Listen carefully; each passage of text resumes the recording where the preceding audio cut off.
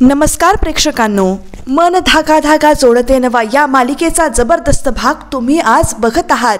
आज खूप म्हणजे खूप छान दाखवलं आहे त्यांनी या एपिसोडमध्ये. सगळे दमशेर असा राऊंड खेळत बसल्यात. तेवढ्यात आदर्श म्हणतोय, सार्थक आज कितीतरी वर्षांनी तुझ्या मनातलं कोणीतरी ओळखलंय, कारण ते खूप वर्षांनी खेळतायत. खूप वर्षांनी सार्थक आज मिक्स होतोय सगळ्यांमध्ये. इमोशनल झालेलं वातावरण लगेच बदलण्यासाठी सुखदा म्हणते की आता पुढचा राऊंड कोण खेळणार, आणि अशा रीतीने ती आदर्शला दुसरा आपला राऊंड सांगते, गाणं सांगते, आणि मग परत त्यांची ॲक्टिंग सुरू होते. दमशेरासचा इथे खेळ मस्त त्यांनी रंगवलेला आहे. सगळे हसत आहेत, मजा मस्ती करत आहेत. म्युझिक पण एकदम मस्त दिलेलं आहे त्यांनी या एपिसोडला. सार्थकसुद्धा त्यांच्याबरोबर मिक्स होतोय, हसतोय, खेळतोय. इकडे आदर्श आहे ना, तो ॲक्टिंग करून दाखवत आहे, आणि आकांक्षा म्हणजे अक्की ओळखण्याचा प्रयत्न करते.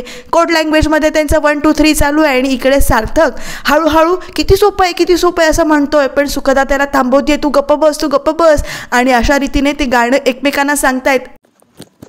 आकांक्षा हळूहळू ओळखते की नेमकं तो काय सांगतोय ते. जिंदगी, मग दुसरा वर्ड, मग सफर असं म्हणत हळूहळू ते गाणं कुठलं आहे हे ओळखण्याचा प्रयत्न करते. पण इकडे सार्थकला काही शांत बसवत नाही आहे, कारण त्याने गाणं पहिल्याच राऊंडला ओळखलं आहे, अगदी ॲक्टिंगला सुरू केल्यानंतर.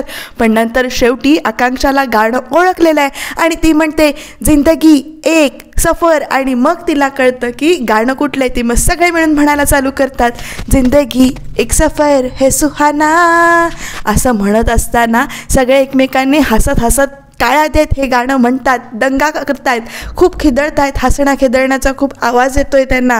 असं बघत असताना चित्र खूप आपल्याला छान वाटतंय, आणि नंतर खूप मस्ती केल्यानंतर त्यांना खूप हसतायत, खूप मजा करतायत, गाणं म्हणतायत, आणि मग सगळे एकत्र हसत खेळत निघून जायला लागतायत. पण सगळ्यात शेवटी त्यांचा हसण्याचा आवाज ऐकून तिथे येते ती म्हणजे शलाका.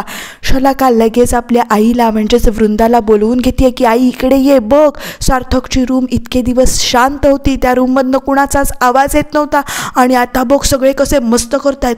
मग लगेच वृंदा म्हणते ती सुखी आत्मा असेल तिथे, तिनं सगळी सार्थकचं हे बदलून टाकलेलं आहे. पण इकडे त्या दोघींमध्ये हळूहळू कटकारस्थानं शिजतंय, आणि मग त्या विचार करतायत की आता प्लॅन पुढचा काय करायचा, नेमकं कसं करायचं.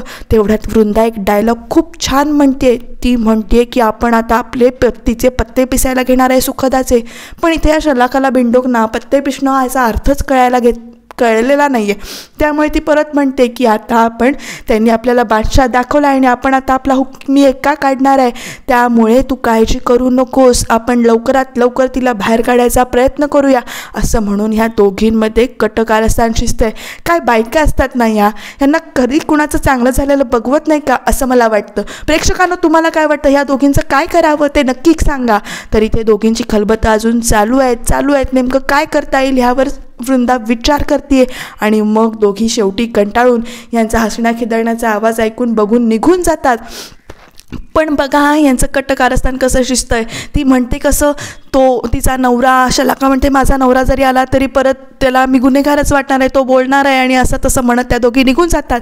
तर इकडे सगळी म्हणतात की आता बास, आपण खूप वेळ जागलोय, आता झोपूया, आणि आपण खूप हसलोय खेळलोय असं म्हणत आकांक्षा पहिल्यांदा झोपायला निघून जाते. बराच वेळाच आपण खेळलोय, मस्ती केली, आणि मग तेवढ्यात सुखदा सार्थककडे टाळी मागते, आणि टाळी देताना तो एका हाताने देतो तेव्हा कंजूस म्हणते, त्यामुळे परत त्यांना हसायला येतं. दोन्ही हातांनी सार्थककडून ती टाळी घेते, गुड नाईट म्हणते, आणि निघून जाते. आज बऱ्याच वर्षांनी बऱ्याच दिवसांनी सार्थक जागलेला असतो हे बघून आदर्शला खूप बरं वाटतं.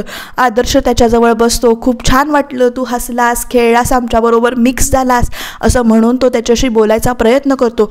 पण एवढाच सार्थक म्हणतो की दादा, अरे सुखदा इतका त्रासात असून एवढं चांगलं वागतीये, आयुष्य जगतीये, तर ती जोपर्यंत आपल्याकडे आहे तोपर्यंत आपण तिला आनंदाचे क्षण देऊया.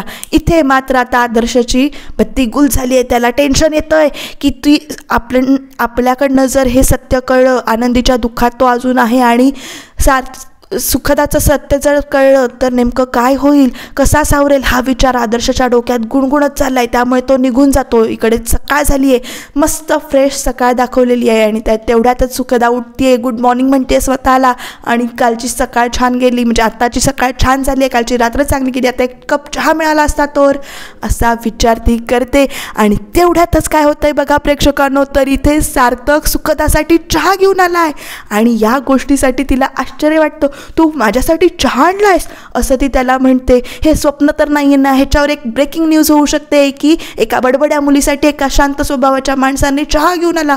तो म्हणतो बाकीची बडबड थांबव, चहा पी, थंड होईल तो असं म्हणतो आणि तिला चहा प्यायला लावतो. आणि ती सुद्धा चहा छान झाला आहे, माझ्यासाठी केला आहे असं म्हणत खुश होते आणि चहा पिते. तेवढ्यात तो तिला विचारतो की तुझा आजचा प्लॅन काय आहे ब्रेकफास्टचा. तर ती म्हणते माझा काही ब्रेकफास्टचा प्लॅन नाही आहे. पण तेवढ्यातच काय होतंय बघा प्रेक्षकांनो, इथे तुमच्यासाठी एक खास सरप्राईज आहे. सार्थकचं बदललेलं रूप तुम्हाला बघायला मिळणार आहे. तर इथे सार्थक ना आपल्या खिशातनं 2 चिठ्ठ्या काढून देतो. आता ती इंस्टाग्रामवर ट्रेंडिंग होतं त्याप्रमाणे तो तिला चिठ्ठी काढून विचारतो आणि एक चिठ्ठी निवड म्हणतो. आणि ती चिठ्ठी निवडल्यावर तिच्या हातात येतं ते रेस्टॉरंट.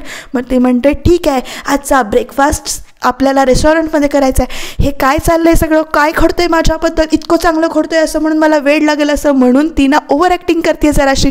पण तिची ॲक्टिंग खूप चांगली झाली आहे. आणि मग तेवढ्यातच ती एक म्हण म्हणते, कारण सार्थक म्हणतो आता ह्यावर सुद्धा ब्रेकिंग न्यूज होईल ना. आणि तेवढ्यातच ती म्हणते ढवळ्या शेजारी पोळा बांधला, वाण नाही पण गुण लागला. आणि हे ऐकून सार्थक म्हणतो तू मला बैल म्हणालीस. पण तेवढ्यातच ती म्हणते नाही नाही नाही नाही, तुला बैल नाही म्हणाले मी, मला स्वतःला बैल म्हणून घेतलं. पण ह्या निमित्ताने सार्थकच्या चेहऱ्यावर थोडंसं हसू फुललेलं इथे दाखवलं आहे. ही एक महत्त्वाची गोष्ट आहे. त्यामुळे सुखदाचा प्लॅन वर्क होतोय. आणि इकडे सार्थकची आई सुद्धा फोनवर बोलताना दाखवली आहे आणि ती काम करत करत फोनवर बोलते. आणि तेवढ्यात ती म्हणते काय सुखदाला पाठवू, तुला करपत नाही आहे. पण नाही, ती म्हणते मी नाही पाठवणार सुखदाला, कारण इथे ती आम्हाला पाहिजे, आमच्या घराचं वातावरण बदललेलं आहे.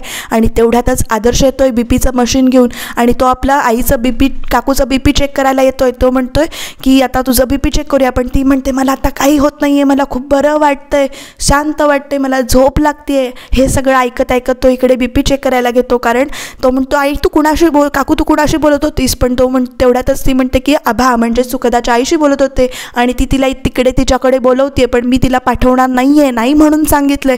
इथे किती वातावरण खूप चांगलं झालेलं आहे बघा प्रेक्षकांनो. आणि बीपी सुद्धा इथे नॉर्मल आलेला आहे. त्यामुळे दोघं पण खुश आहेत. ती म्हणते की आता मला खरंच खूप बरं वाटतंय, घरातलं वातावरण बदलल्यामुळे माझ्या डोक्यात विचार येत नाही आहेत. आणि एवढ्यातच आदर्श तिला सांगायचा प्रयत्न करतोय की सुखदा इमोशनल, सार्थकला असं त्याला तोडक्या मोडक्या भाषेत तो नेमकं काय सांगतोय ते त्याला कळत नाही आहे. त्यामुळे तो हळूहळू सांगायचा प्रयत्न करतोय, कसं सांगायचं हे त्याला कळत नाही आहे. आणि तेवढ्यातच सार्थक आईला आई आई म्हणून हाका मारतो, म्हणजे सुधाला हाका मारतो आणि ती निघून जाते.